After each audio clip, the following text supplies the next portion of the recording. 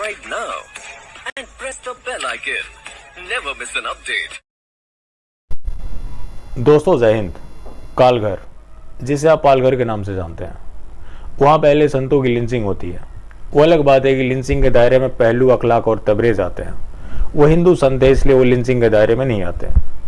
जब उनकी लिंचिंग हुई उस समय पुलिस और वहाँ की सरकार यही बोलती रही कि इसमें कोई धार्मिक एंगल नहीं है, और शक के आधार पर लोगों ने उनकी हत्या कर दी। मतलब अब आप किसी के ऊपर शक करते हो या फिर धार्मिक एंगल ना हो तो उस हत्या को हत्या नहीं माना जा सकता। उस मामले का क्या हुआ सबको पता है, और हम में से बहुत से लोग उनका नाम तक भूल चुके होंगे, और भूलना भी मजबूरी है।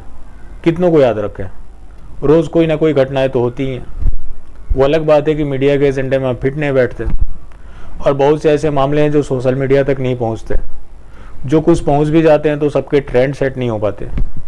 ये भी एक बड़ा वजह है जिसकी वजह से हम उन मुद्दों के बारे में बात नहीं कर पाते। अगर आप लोग जुड़े रहे तो हम बहुत जल्द शुरू करने वाले हैं, जिसमें उन मुद्दों को भी कवर करेंगे जिनकी चर्चाएं कहीं नहीं होती। चलिए मैं रिपीट कर देता हूँ। कल वृक्ष गिरी जी महाराज, सुशील गिरी जी महाराज, और जो ड्राइवर था उसका नाम था नीलेश।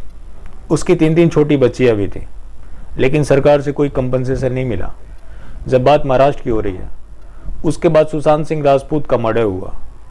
उसमें किस तरह से क्या हुआ, बहुत सारी बातें हो चुकी हैं, आपको पता है। आपने देखा कि किस तरह से वहाँ पे जो भी आरोपी थे कैसे उनको डिफेंड किया गया, और जो लोग उनके वॉरियर्स थे कैसे उनको टारगेट किया गया, जो कि लगातार अब तक जारी है। अभी रिसेंट की बात करें तो गणेश हिवारकर, उनके ऊपर कल ही एक अटैक हुआ, उनका बुरी तरह से खून बहा। ऊपर से पुलिस ने उन्हें ही गिरफ्तार कर लिया। जब नीलोत्पल मिलने गए उन्हें भी गिरफ्तार कर लिया गया। हालांकि देर रात तक दोनों को छोड़ दिया गया, लेकिन जिन लोगों ने अटैक किया उनका कोई अता पता नहीं है। उसके बाद एक नेवी ऑफिसर जिसे जिंदा जला दिया गया पालघर में, जिनका नाम था सूरज कुमार दुबे। वो पलामू के रहने वाले थे। उन्हें चेन्नई एयरपोर्ट से अपहरण किया गया और पालघर में 10 दिन रखने के बाद जिंदा जला दिया गया। पुलिस इस मामले की जांच कर रही है। पुलिस ने ये नहीं पता लगा कि हत्यारे कौन है, किसने ये किया, लेकिन पुलिस ने इतना ज़रूर पता लगा लिया कि वो स्टॉक मार्केट में पैसे लगाता था। उसके ऊपर 23 लाख के कर्ज थे। जब ये सिस्टम इस तरह से काम करने लगे तो अपराधियों के हौसले बढ़ने लाजमी हो जाते हैं, और अपराधी तो अपराधी करेंगे।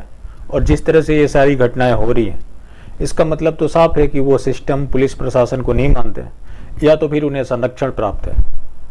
जब पालघर साधुओं का लिंचिंग हुआ उस समय प्रॉपर कार्रवाई की गई होती तो ये घटनाएं रिपीट नहीं होती। जब सुशांत सिंह राजपूत का मामला हुआ उस समय रिया चक्रवर्ती को इतनी सिक्योरिटी दी गई जैसे वहाँ की वो कोई गृह मंत्री हो। तो जब आप पीड़ित की जगह अपराधियों को संरक्षण देंगे तो इस तरह के परिणाम आएंगे। अभी रिसेंट क्या ही मामला है, तांडव वेब सीरीज कंट्रोवर्सी जो हुआ था। जब यूपी पुलिस मुंबई पहुंची तो जिनके जिनके खिलाफ मामले दर्ज थे सबके सिक्योरिटी बढ़ा दिए गए। जब इस तरह से सत्ता का संरक्षण प्राप्त होगा तो ऐसे रिजल्ट आएंगे। बाकी फिर मिलते हैं। जय हिंद।